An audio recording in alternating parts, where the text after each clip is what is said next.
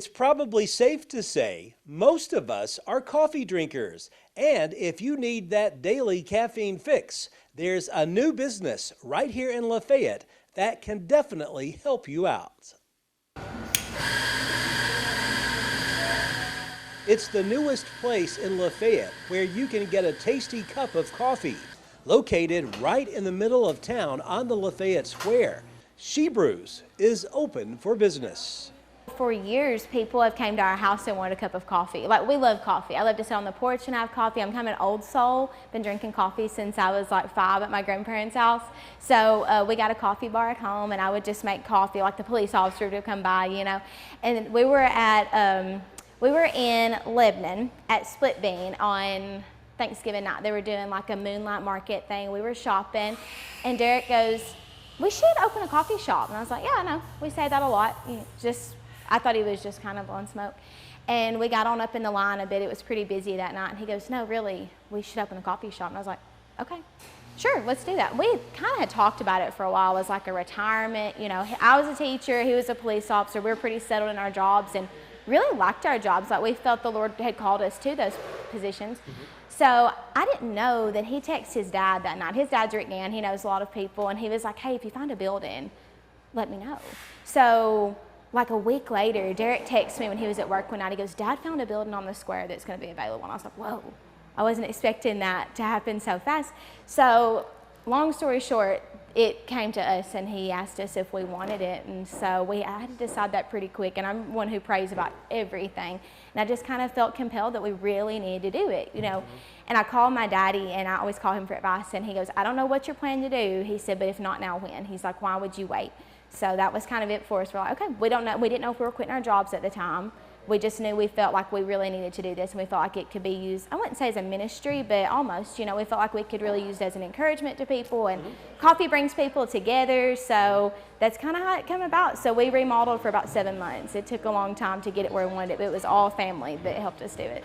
Sometimes, like, I walk to get lunch, and I'll be walking back up the square, and I'm like, "Oh, that's ours. That place is so cool." I would hang out there, but I do every day. So it's so fun. It's been a blessing. It's been really unexpected. I had no idea that everyone else would love our coffee as much as we do. Oh my goodness. Macon County is amazing. I mean, we knew that. We're born and raised here. Our family's from here, and we're really supportive of local businesses. I mean, even in other towns. If we go to another town, we'll go to a local restaurant over going to a chain restaurant. Had no idea.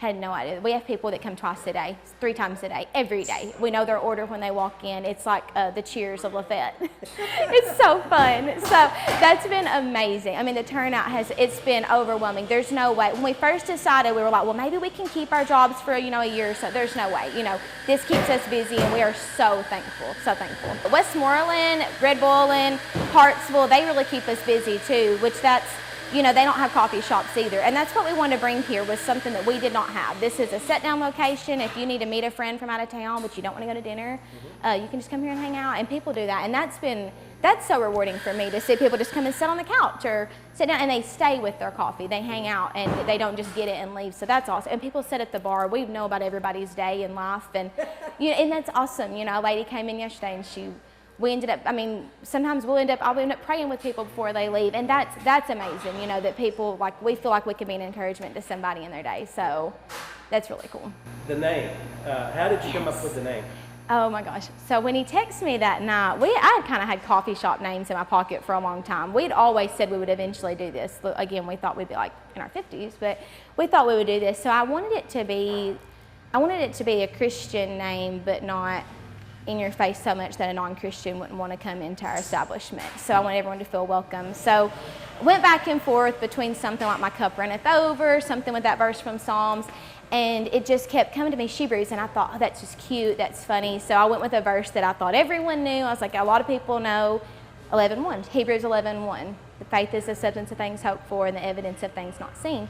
I had no idea that the Lord would have us walk out on faith the way we have. If you would have told me a year ago that we would have both quit our jobs and run a coffee shop, I would have laughed at you. So we've definitely learned faith through this. So it worked out. It worked out well. I think he kind of had that planned all along, that we would use 11:1 in our logo. So it's cool. Yeah. I wanted Hebrews and SheBrews. Derek said that was too cheesy, but Hebrews and I talk. That's what it should have been. to have a building on the square, I mean, it's really an honor to get to be here with some of these people that have done so well. And I mean, even just like Allie at 615, she has made such a name for herself. Inspirations, McLeod's, I mean, some of these people have been here a long time and have done, so it's an honor to get to work alongside them. With the high school football season kicking off this week, Courtney and Derek Gann say they'll keep their business open late on Fridays when the Tigers have home games. When I envisioned SheBrews, I almost put a stage in here, but I didn't want it to be like a performance, so to speak. I want it to be a laid-back type of environment if we did music.